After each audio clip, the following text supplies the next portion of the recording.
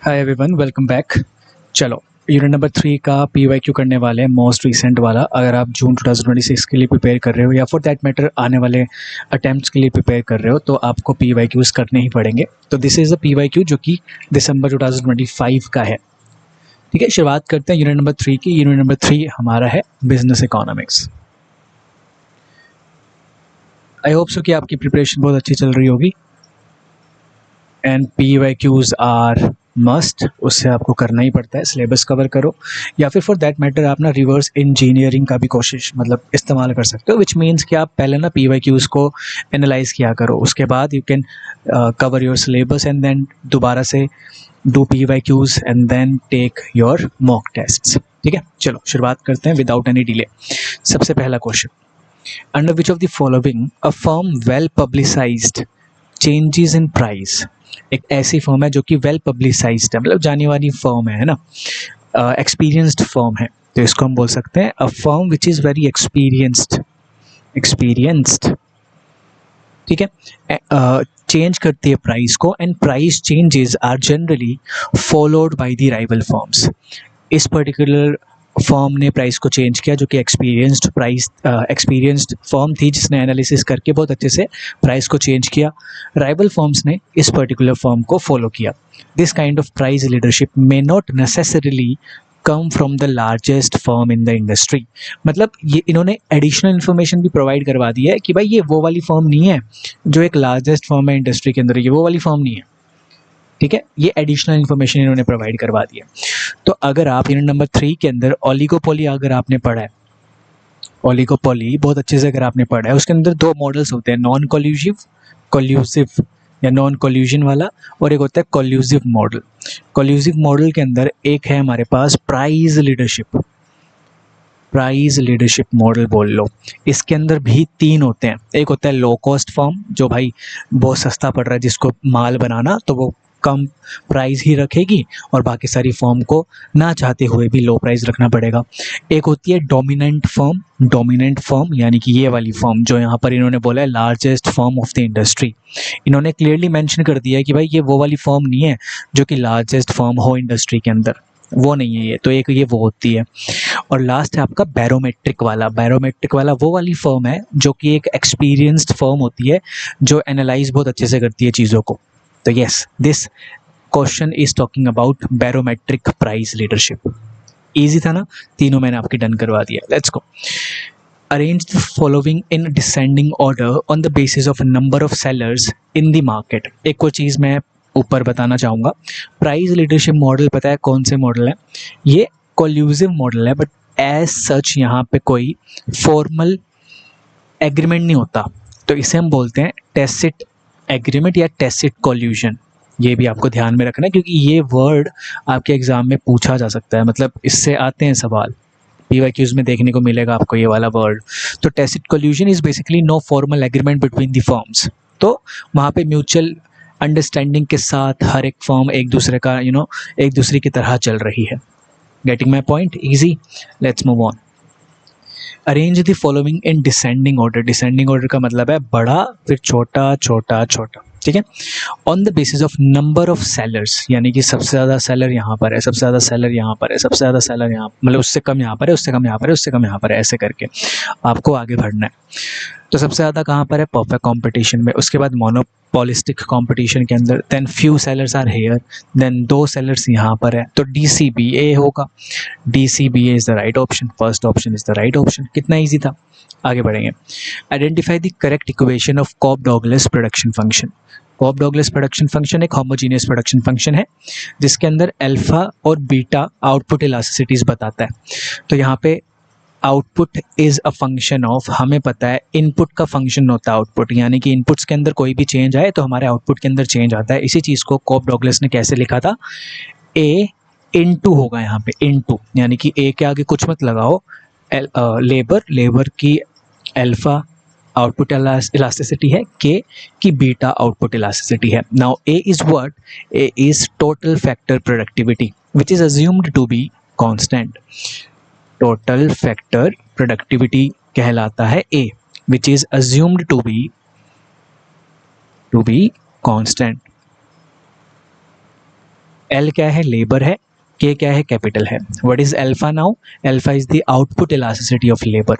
लिख भी देता हूं मैं, आउटपुट इलास्टिसिटी ऑफ लेबर, यानी कि अगर लेबर में कोई चेंज आता है तो चेंज इन आउटपुट क्या होने वाला है, क्या हो रहा है।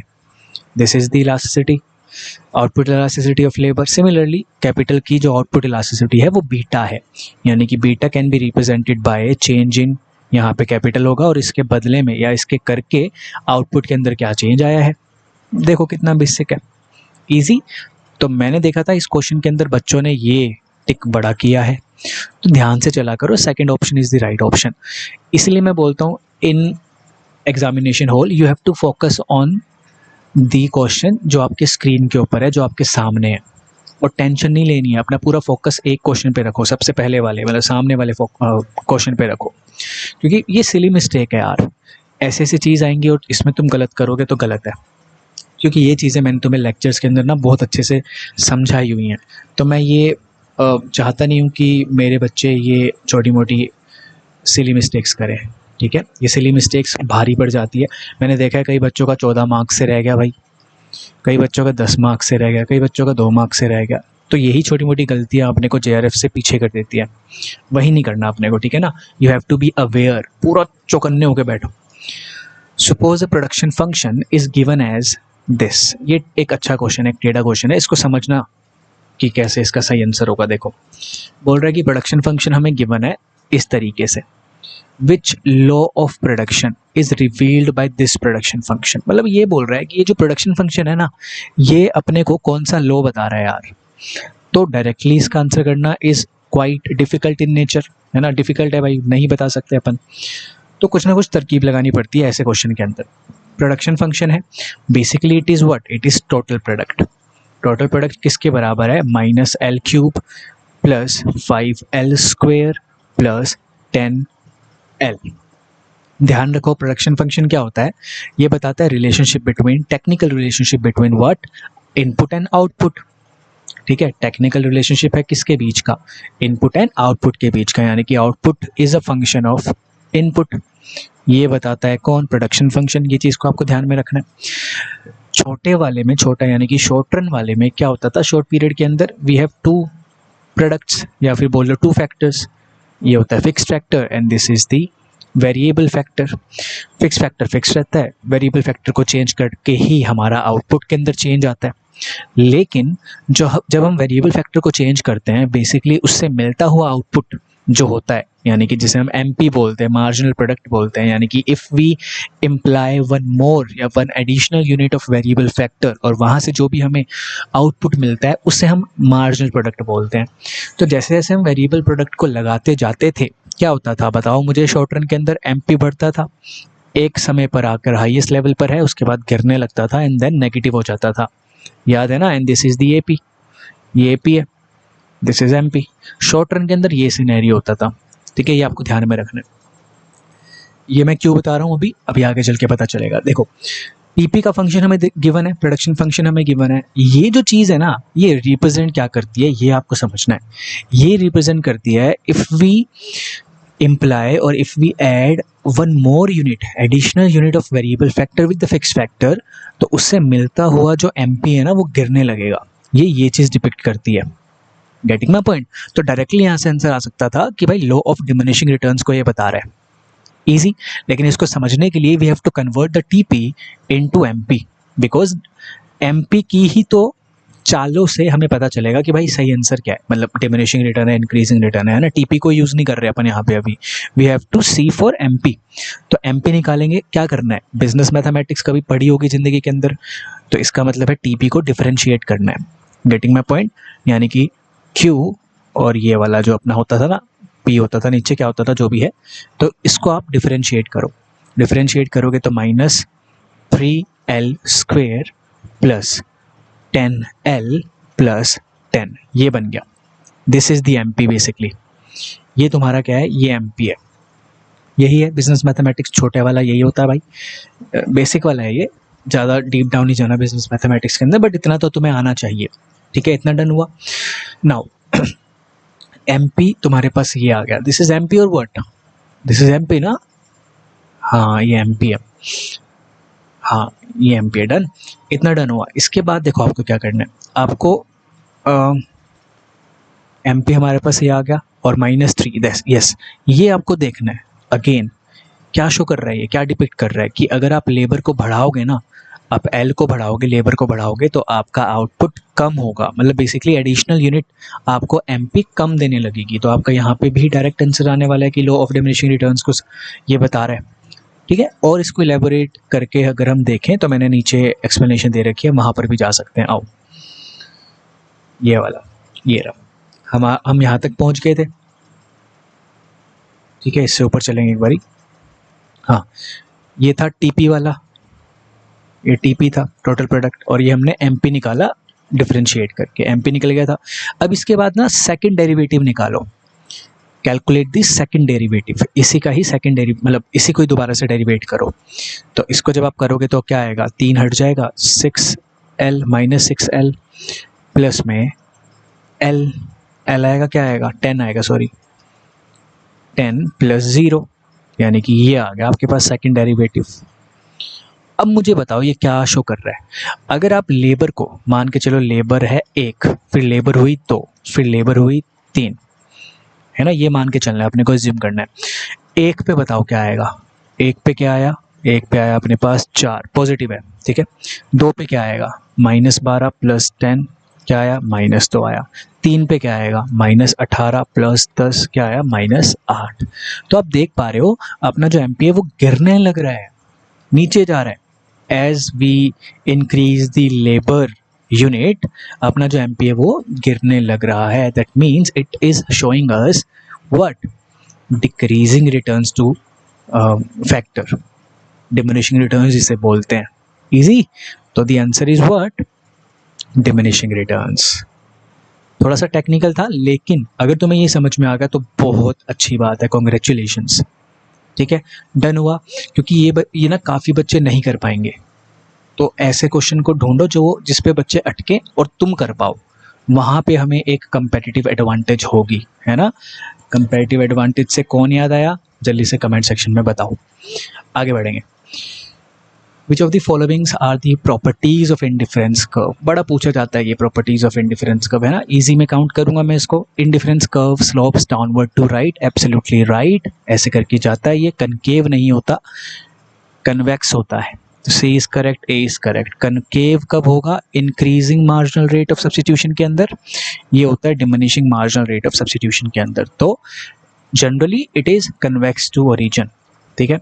Indifference curve can not intersect each other, it is true, can not intersect each other. फिर जो हमारी अजम्पशंस वगैरह रहती है वो गलत हो जाती है ना। ये मैंने आपको प्रूव करके भी दिखाया था कि भाई ये एक है और एक अपने पास लगा के चलो, ये एक है, ये ए हो गया, ये बी हो गया, दिस इज सी हो गया। तो ये मैंने आपको प्रूव करके भी दिखाया था कि ए इक्वल टू बी है और इसके अंदर ए इक्वल टू सी है, तो कायदे से बी इक्वल टू सी होना चाहिए, लेकिन बी इक्वल टू सी नहीं होगा। तो ये हैंस प्रूव हो जाएगा कि भाई नहीं, सेम नहीं हो सकता, इंटरसेक्ट नहीं कर सकता। बट ये बोल रहा है but can be tangent to each other, मतलब टच कर सकता है दोनों में से, मतलब दोनों ना कहीं एक पॉइंट पे टच कर सकते हैं, जो कि बिल्कुल गलत है। Can not be tangent at any point, तो डी इज रॉन्ग। आधी स्टेटमेंट सही थी बट आगे इन्होंने गलत बोला है, टेंजेंट नहीं हो सकता कहीं पर भी। फिर भी एक पर्टिकुलर अजम्पशन को ये नेग्लेक्ट करेगा, तो इसलिए टेंजेंट नहीं होगा। एक और बार ये मैं बताना चाहूँगा, जैसे मान के चलो एग्जांपल दे रहा हूँ मैं तुम्हें, एक माउंटेन है, ठीक है। इस पॉइंट पे ये एक पॉइंट कहलाएगा, इस पॉइंट पे भाई एक ही माउंटेन है यहाँ पे। अब ऐसा नहीं हो सकता कि इस पॉइंट पे कोई और माउंटेन भी है, क्योंकि हमें दिखाई दे रहा है there is only one mountain, although other mountain भी है जो तुम्हें अभी दिखाई दे रहे होंगे। अलग अलग पॉइंट पे भाई अलग अलग माउंटेन है, गेटिंग माई पॉइंट। तो इसका ये मतलब है कि दो माउंटेन एक पॉइंट पर नहीं है, ये समझाना चाह रहा हूँ मैं आपको टेंजेंसी के पीओवी से, गेटिंग माई पॉइंट। तो एक माउंटेन एक पॉइंट पे ये हाइट शो कर रहा है, समझ पा रहे हो। तो ये वो वाला सिनेरियो है टेंजेंसी का, ठीक है। तो it can not be tangent to each other, क्योंकि एक पॉइंट पे एक ही आईसी दिखाएगा, एक पर्टिकुलर चीज़, satisfaction basically. Higher indifference curve represents higher level of satisfaction, this is also true, तो the answer is third option. आगे बढ़ेंगे, ये भी एक इम्पॉर्टेंट टॉपिक है, एक इम्पॉर्टेंट क्वेश्चन है, आजकल ये बेसिक क्वेश्चन के अंदर माना जाता है। ठीक है, देखो क्या बोल रहे हैं, रिस्क थियोरी ऑफ प्रॉफिट क्या बोलती है कि भाई अगर तुम रिस्क लोगे ना तो तुम्हें प्रॉफिट मिलेगा, easy. Dynamic theory of profit क्या बोलती है कि ना economy is dynamic, economy change होती रहती है जिसके करके आपको प्रॉफिट मिल सकता है। ठीक है, कभी बूम होगा, कभी रिसेशन होगा, कभी ये होगा, कभी वो होगा, तो आपको प्रॉफिट अलग अलग सिचुएशंस में मिल सकता है। इनोवेशन थ्योरी बोलती है कि भाई इन प्रॉफिट ना रिवॉर्ड है इनोवेशन का, इनोवेशन करते हो तो आपको प्रॉफिट होता है। Profit as rent ability, profit को रेंट की तरह देखा गया है यहाँ पे, किसने देखा था अभी हम नीचे जाके बात करेंगे, मतलब कि एक्सप्लेनेशन के अंदर, अभी लेकिन इसका आंसर करते हैं।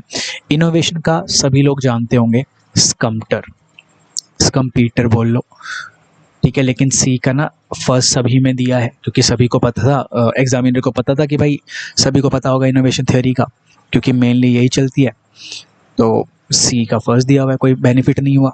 रिस्क थ्योरी बताया किसने, हॉकी ने बताया, और डायनेमिक थ्योरी बताया क्लार्क ने। ठीक है, रेंट थ्योरी वेकर ने बताया। इजी, इसकी थोड़ी सी एक्सप्लेनेशन पढ़ते हैं, लेकिन answer is second option. Explanation पढ़ते हैं, नीचे चल के आ जाओ। ये देखो, रिस्क थ्योरी मैंने समझा दिया था और डायनेमिक थ्योरी समझ में आ गया था, इसके बाद है इनोवेशन थ्योरी, और फिर है आपका profit as rent of ability. देखो वॉकर बोलते हैं, वॉकर ने कंपेयर किया प्रॉफिट विद इकोनॉमिक रेंट। उन्होंने बोला, he argued that profit is the reward for superior entrepreneurial ability. मतलब जो बंदा ज़्यादा, जिसके पास ज़्यादा एबिलिटी है और एज एन एंटरप्रेन्योर वाली, तो वो ज़्यादा प्रॉफिट अर्न करेगा। उसने बोला जैसे कि ना फर्टाइल लैंड ज़्यादा रेंट कमा के अपने को देता है, वैसे ही एफिशिएंट एंटरप्रेन्योर हमें ज़्यादा प्रॉफिट अर्न करके देगा। ठीक है, तो कंपेयर किया उसने किसको, लैंड को, फर्टाइल लैंड को with the efficient entrepreneur. Easy, तभी इन्होंने बोला profit as rent of ability theory. कितना इजी था,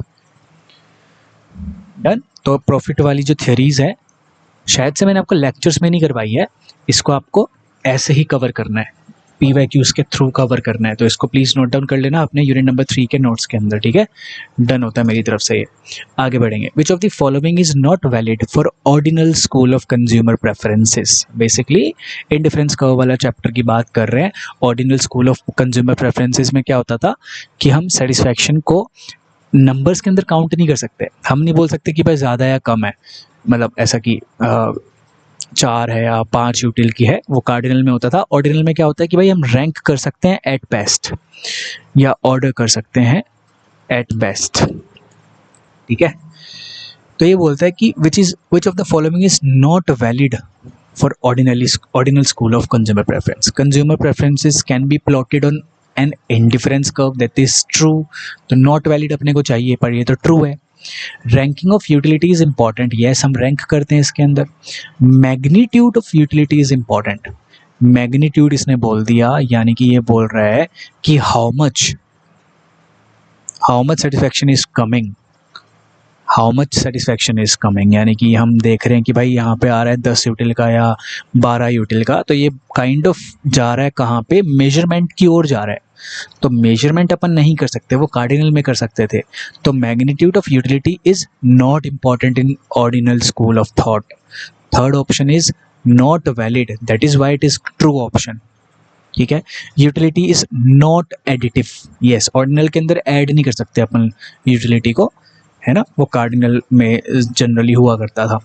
तो fourth is also correct because it is not additive. तो करेक्ट है, इसका मतलब करेक्ट आंसर नहीं होगा ये, क्योंकि हमसे पूछा है कि नॉट वैलिड कौन सा है, तो नॉट वैलिड है थर्ड वाला। ये भी अच्छा क्वेश्चन था। चलो next question is given below are 2 statements, assertion और रीजन है। द स्कीमिंग प्राइस पॉलिसी क्या होती है भाई, हाई प्राइस चार्ज करते हैं, हाई प्राइस चार्ज करते हैं क्योंकि हमने R&D पे खर्चा किया है, एक यूनिक प्रोडक्ट बनाया है जिसका कोई सब्स्टिट्यूट अभी अवेलेबल नहीं है मार्केट के अंदर। Is adopted where close substitute of a new product are not available, that is true, एक रीज़न ये है। सब्स्टिट्यूट्स अवेलेबल नहीं है इस पर्टिकुलर प्रोडक्ट के, तो स्किमिंग प्राइस को यूज़ कर लो। रीज़न क्या बोल रहा है, because this policy requires fixing a lower initial price. ना जी ना, हायर इनिशियल प्राइस हम यहाँ पे रखते हैं ताकि हम रिकवर कर पाएँ पूरा का पूरा जो हमने इनिशियल इन्वेस्टमेंट इस पर करी थी, और आगे चल के हम स्लोली कम करते रहते हैं अपने प्राइस को। तो assertion is true but reason is wrong. तो A is correct but R is not correct. Easy. Now question number 9, ये भी एक टिपिकल टेढ़ा सा क्वेश्चन है। What will be the value of A R अगर elasticity of demand unit elastic है and the value of M R is 5। याद है आपको एम आर का वो formula, A R E D -1 divide by elasticity. Easy. सारी चीज़ें आपको गिवन है क्वेश्चन के अंदर, you have to put down the value. M R 5 है, ए आर आपको निकालना है। यूनिट इलास्टिक क्या होता है भाई, इलास्टिसिटी इक्वल टू 1, तो 1 - 1 डिवाइडेड बाय 1 कितना आया अंदर वाला 0/1, जिसका मतलब 0 ही होता है। तो ये कितना आया 5 equals to A R into में 0। जब आप ए आर इंटू में 0 करोगे तो बेसिकली 0 ही आएगा, तो 0 5 के बराबर कैसे हो सकता है। तो this question has been dropped. ठीक है, इस क्वेश्चन को एनटीए ने किया था ड्रॉप्ड फाइनल की के अंदर, आंसर की के अंदर। ठीक है, इसका सही आंसर कुछ भी नहीं है इसके अंदर से, इसका सही आंसर होगा अनआइडेंटिफाइड। ठीक है, तो कोई भी सही आंसर नहीं है। डन। तो आपको ये फॉर्मूला लर्न करके रखना है, मैंने आपको करवाया है अलग अलग लेक्चर्स में, याद रखना। This is the last question भाई, 10वां क्वेश्चन लास्ट है। 10 ही क्वेश्चन आए थे हमारे दिसंबर 2025 के अंदर। चलो करते हैं जल्दी से। इक्विलिब्रियम प्राइस हमसे पूछा है कहाँ पर होगा, और हमें डिमांड इक्वेशन गिवन है, सप्लाई इक्वेशन गिवन है। इक्विलिब्रियम प्राइस हमें पता है कहाँ पर होता है, जहाँ पे सप्लाई और डिमांड एक हो जाती है, याद है ना। This is demand, this is supply, यहाँ पे एक हो गई, ये प्राइस आ गया, ये क्वांटिटी आ गया। ईजी। करो ज़रा, सप्लाई क्या गिवन है अपने को। ओहो ये गलत हो गया शायद मुझसे, हाँ नहीं सही है, सही ही है शायद। सप्लाई अपने पास कितनी है 1000 + 4p है। डिमांड अपने पास 10,000 - p है। -p को इस तरफ ले जाओ, 5p 1000 को इस तरफ ले आओ तो 9000। p equals to 1800। Second option is the right option. That's it everyone. अगर आपको चीज़ें पसंद आई है, आपको PYQ से एफिशिएंटली कवर हो रहा है चीज़ें, रिवीजन हो रहा है, PYQs कवर हो रहे हैं, प्लीज़ थम्स अप करो और अपने जूनियर्स को भी सजेस्ट करना आगे चल के। ठीक है, and I hope for the best कि आप निकाल पाओ ये एग्ज़ाम, JRF क्लियर कर पाओ। चलो कीप वर्किंग हार्ड, और आपका एग्ज़ाम नज़दीक है, अच्छे से पढ़ते जाओ, and I hope for the best for you guys. Chalo, thank you so much. I'll see you in the next session.